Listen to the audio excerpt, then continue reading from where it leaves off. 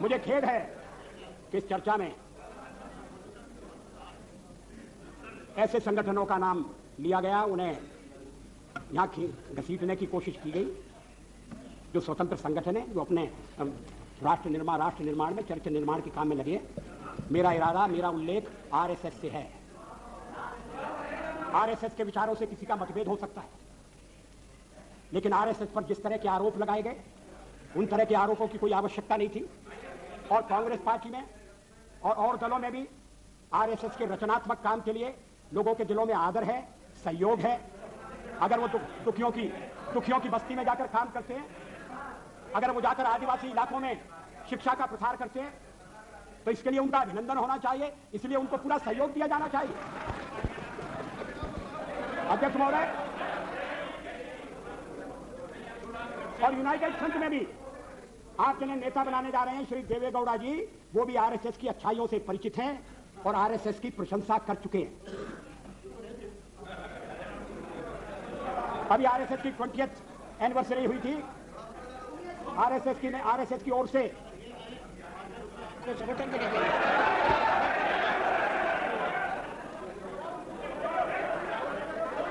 अध्यक्ष महोदय, अब देवे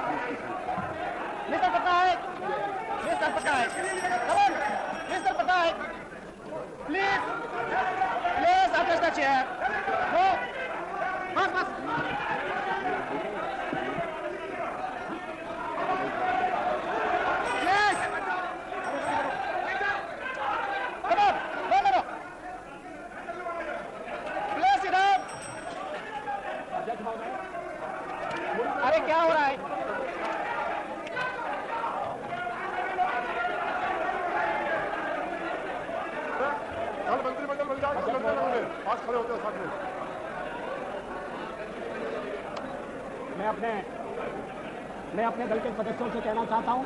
हो गया भाई, हो गया। Enough, enough. No, it's enough. Enough.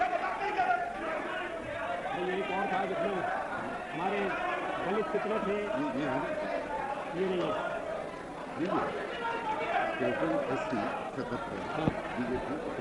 अध्यक्ष महोदय,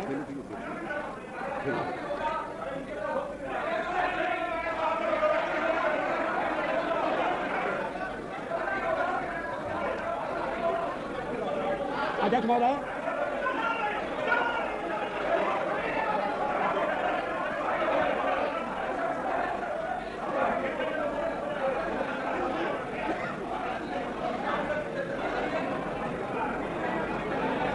अध्यक्ष महोदय, ऑर्डर प्लीज। मेरे मित्रों को समझना चाहिए कि मैं भी निर्वाचित होकर आया हूं। उन्हें यह भी समझना चाहिए कि मैं सबसे बड़ी पार्टी के नेता के नाते राष्ट्रपति महोदय द्वारा प्रधानमंत्री नियुक्त हुआ हूं। प्रधानमंत्री के निर्देश के कारण और निर्देश के आधार पर मैं विश्वास मत लेकर आया हूं। राष्ट्रपति, अब अगर चर्चा होती है और उसमें बिजू पटनायक जैसा वरिष्ठ नेता मुझे टोकता है। Please, Mr. Patnaik, you don't have to react for everything. Mr. Patnaik, you're the senior most, one of the senior most leaders of the country. Please, you don't have to react for everything. अध्यक्ष महोदय, मैं इस बात का उल्लेख कर रहा था कि इस देश में जो देशभक्त हैं, विवेकवान हैं और जो अंतःकरण से भारत का भला चाहते हैं, वो आरएसएस के संपर्क में आए।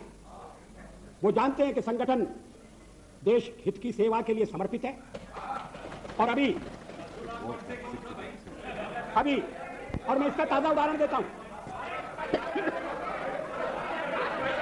मैं इस बात का उल्लेख नहीं कर रहा कि चीनी आक्रमण के बाद पंडित नेहरू के नेतृत्व में रिपब्लिक परेड पर रिपब्लिक परेड के दौरान जिन स्वयंसेवी संगठनों को अपनी एकजुटता प्रकट करने के लिए बुलाया गया था, उनमें आरएसएस भी था। स्वर्गीय, उसमें कम्युनिस्ट नहीं थे। कम्युनिस्ट तो क्या भूमिका अदा कर रहे थे मैं कहना नहीं चाहता। श्री लाल बहादुर शास्त्री के जमाने में वो भी भारत के प्रधानमंत्री थे, लोकप्रिय प्रधानमंत्री थे। जब देश पाकिस्तान के साथ हमारी लड़ाई हुई और उन्हें दिल्ली में कंट्रोल करने के लिए और ऐसे शिक्षित लोगों की आवश्यकता थी, तो आरएसएस के स्वयंसेवक यहां कंट्रोल करते थे, ट्रैफिक को कंट्रोल करते थे। किसी ने उन पर आपत्ति नहीं की। अभी इमरजेंसी के खिलाफ अभी बेंगलोर में एक सम्मेलन हुआ था और जिसको संज्ञा दी गई थी सेकंड फ्रीडम स्ट्रगल की, और उसमें श्री देवेगौड़ा उपस्थित थे। उन्होंने जो भाषण दिया उसका अंश मेरे पास है, मैं कोट कर रहा हूं। RSS is a spotless organisation. In my 40 years, वो तो देवेगौड़ा जी तो यहाँ है नहीं।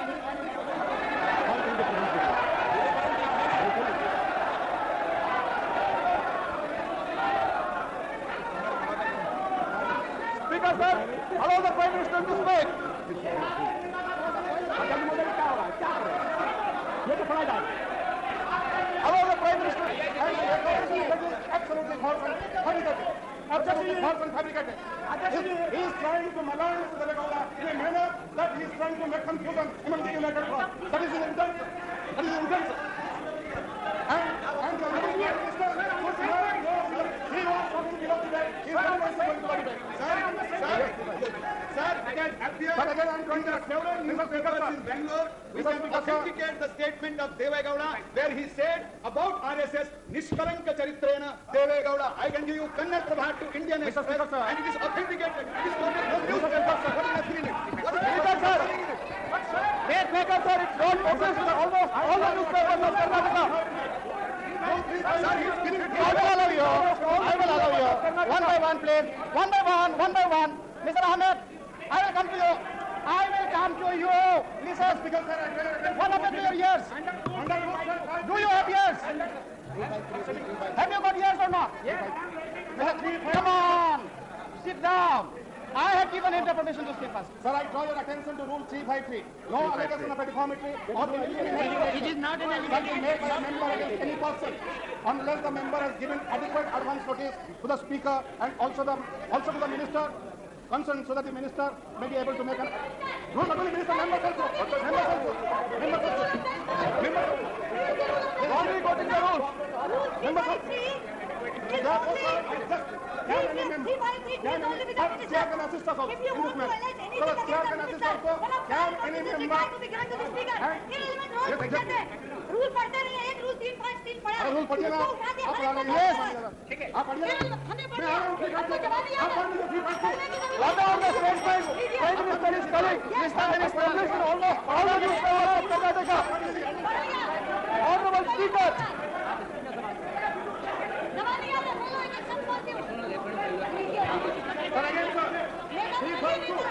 Category 1. Reference. A member while speaking shall not. A member while speaking shall not. Refer to any matter. The judicial decision is pending. Make personal reference by your...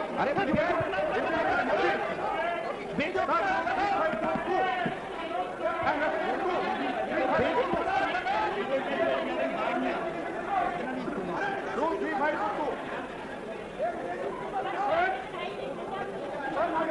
विदेशी बीजी बैठो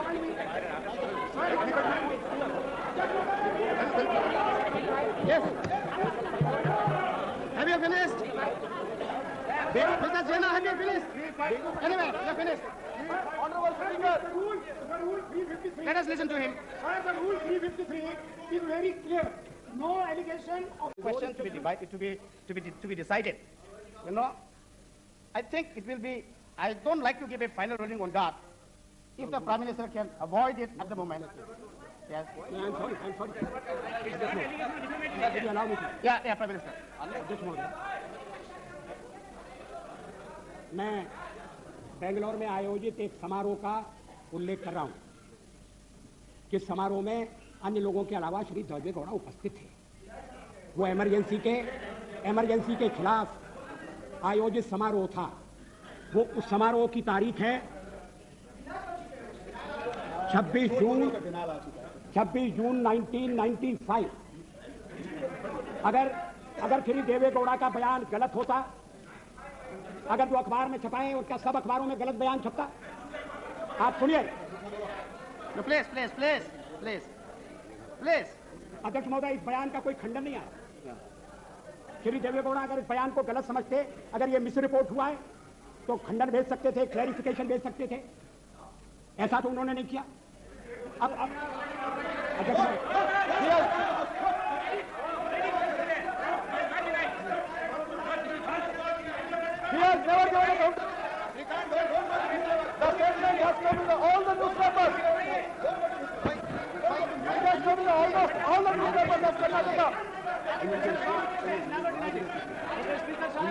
This statement has never been denied. It has never been contradicted. It stands as it is. We have never seen any contradiction. Show me the contradiction. We don't have any problem. Yeah, we have the statement. अध्यक्ष महोदय, how can you prevent him from reading this?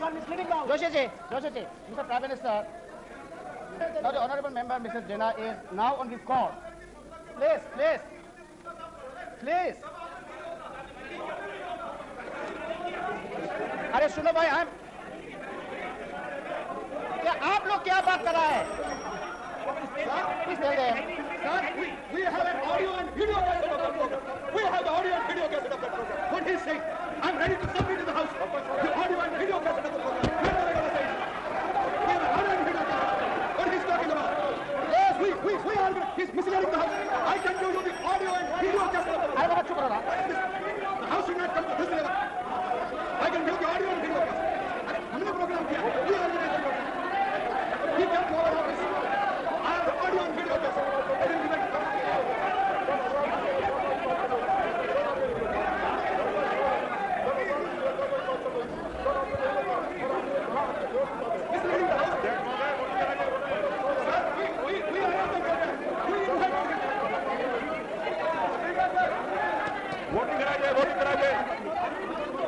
अरे बैठिए ना, बैठो, हमको कुछ काम करने को बैठो ना, बैठो।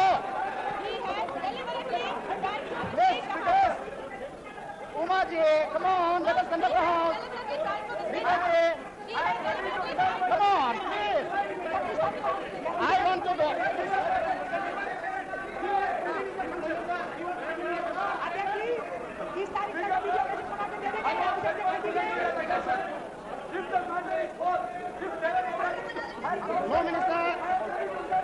No minister is speaking.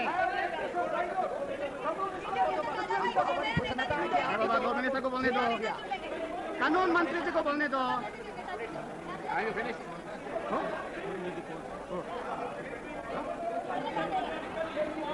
भाई साहब, एक और तो आप विरोध करते हैं सर, एक और जो भी आगे में अभी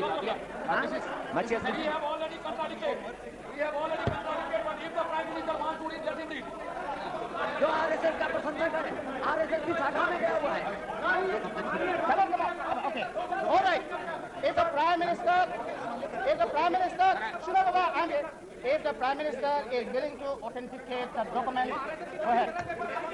Mr. Speaker, apart from authenticating the document, we are not present at the meeting. I submit only one thing. Prime Minister is agreed. I submit only one thing for your consideration. Yeah. It is not a small thing that has been said, sir, that the Prime Minister authenticated the document. Please reflect on what you have said. No, a member who quotes a Yes, sir, particular because sentence. you, sir, I do not wish to argue. No. But you said, you first denied Okay, the right to... I modify my statement. Whether the honourable member. That you can quote it, Okay, you go to this. I modify my statement. The honourable member who is quoting, if he is willing to authenticate, it can be quoted. Mr. Speaker, sir. No. Will you kindly hear me for 2 minutes? Mr. Speaker, I insist that you hear us. Mr. Law Minister.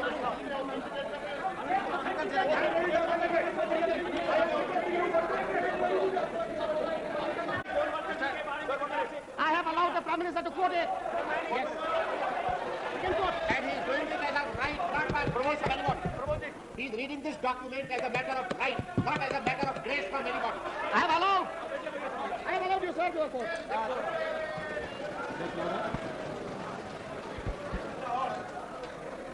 How much time? I am not responsible for this. I am sorry. I must have my say. मैं यहाँ किसी की कृपा से नहीं आया हूँ और किसी की कृपा से नहीं बोलूंगा.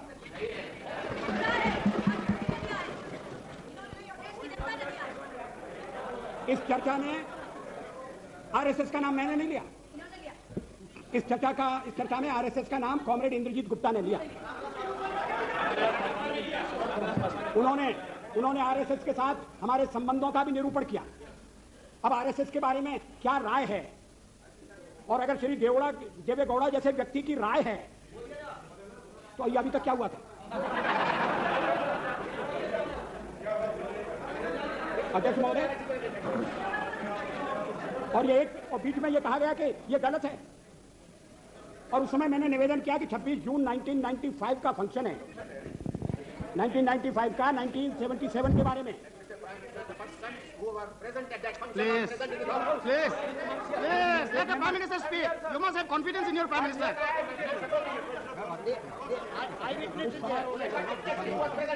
उस समारोह में ठीक है. This word, sir, due respect to every time you say your Prime Minister. Our Prime Minister. Prime Minister is Prime Minister. Okay, Prime Minister. You should not say your Prime Minister. Prime Minister, yes. Please. अध्यक्ष महोदय, RSS ये देवेगौड़ा ने जो कुछ कहा वो इस प्रकार है. RSS is a spotless organisation. In my 40 years long political life, not even once I have criticized RSS. The Chief Minister said that he is telling this with utmost responsibility. He said that he has no two opinions regarding RSS active role during emergency. People who were with Mrs. Gandhi during emergency, who praised her, who appreciated emergency, they are today with us and enjoying power. But RSS is the only organization without any black spot. Others have wavered this or that way, Shri Gowda said. अध्यक्ष महोदय, ये मैं देवेगौड़ा की निंदा के लिए नहीं कह रहा हूं. देवेगौड़ा ने आरएसएस का मूल्यांकन किया, सही मूल्यांकन किया, इसके लिए मैं उनकी प्रशंसा करना चाहता हूं. और आप चाहते हैं कि उनकी प्रशंसा भी सदन में न सुनी जाए और किसी एक अखबार में नहीं छपा, तमाम अखबारों में छपा. और जैसा मैंने कहा उस समय किसी ने खंडन नहीं किया. अध्यक्ष महोदय, एक बात और इस चर्चा में कही गई जिसका मैं उत्तर देना चाहूंगा कि भारतीय जनता पार्टी को व्यापक जन समर्थन प्राप्त नहीं है. Cow belt, I don't know where ये काऊ बेल्ट है, काऊ बेल्ट का समर्थन है. जो काऊ बेल्ट जिसे कहा जाता है उसको इस तरह से सदन में उल्लेखित करना. किस क्षेत्र की आप बात कर रहे हैं? हरियाणा में हम हरियाणा में जीते, हमने कर्नाटक में समर्थन प्राप्त किया है. और ये ठीक है कि केरल में और तमिलनाडु में हम उतने शक्तिशाली नहीं है, मगर हमारा संगठन है. पश्चिम बंगाल में भी हमें 10% से थोड़ा कम वोट मिला हुआ है. अगर आप वोट की बात करते हैं तो फिर 10% वोट की बात करिए. इस सदन में एक व्यक्ति की पार्टियां, एक व्यक्ति की पार्टी, और वो हमारे खिलाफ जमघट करके और हमें हटाने का प्रयास कर रहे हैं. उन्हें प्रयास करने का पूरा अधिकार है, मगर है वो एक व्यक्ति की पार्टी. एकला चलो रे, और चलो एकला अपने चुनाव क्षेत्र से और दिल्ली में आकर हो जाओ इकट्ठे रे. किस लिए इकट्ठे हो जाओ? देश के भले के लिए. स्वागत है. हम भी अपने ढंग से देश की सेवा कर रहे हैं, और अगर हम देशभक्त न होते और अगर हम निस्वार्थ भाव से राजनीति में अपना स्थान बनाने का प्रयास न करते, और हमारे इन प्रयासों के पीछे 40 साल की साधना है. ये कोई आकस्मिक जनादेश नहीं है, कोई चमत्कार नहीं हुआ है. हमने मेहनत की, हम लोगों में गए, हमने संघर्ष किया है. पार्टी 365 दिन चलने वाली पार्टी है. ये कोई चुनाव में कुकर मुक्के की तरह से खड़ी होने वाली पार्टी नहीं है. और आज हमें अकारण कटघरे में खड़ा किया जा रहा है क्योंकि हम थोड़ी ज्यादा सीटें नहीं ले सके. हम मानते हैं हमारी कमजोरी है. हमें बहुमत मिलना चाहिए। राष्ट्रपति ने हमें अवसर दिया, हमने उसका लाभ उठाने की कोशिश की, हमें सफलता नहीं मिली, वो अलग बात है। लेकिन हम फिर भी सदन में सबसे बड़े विरोधी दल के रूप में बैठेंगे और आपको हमारा सहयोग लेकर सदन चलाना पड़ेगा, इस बात को मत भूलिए। मगर सदन चलाने में और ठीक तरह से चलाने में हम आपको पूरा सहयोग देंगे, ये आपको आश्वासन देना चाहते हैं। मगर सरकार आप कैसी बनाएंगे, वो सरकार किस कार्यक्रम पर बनेगी, वो सरकार कैसी चलेगी, मैं नहीं जानता। लेकिन जहां तक दलितों का सवाल है, शेड्यूल कास्ट के टोटल मेंबर्स हैं 77 और उनमें से 29 मेंबर्स बीजेपी के चुने गए।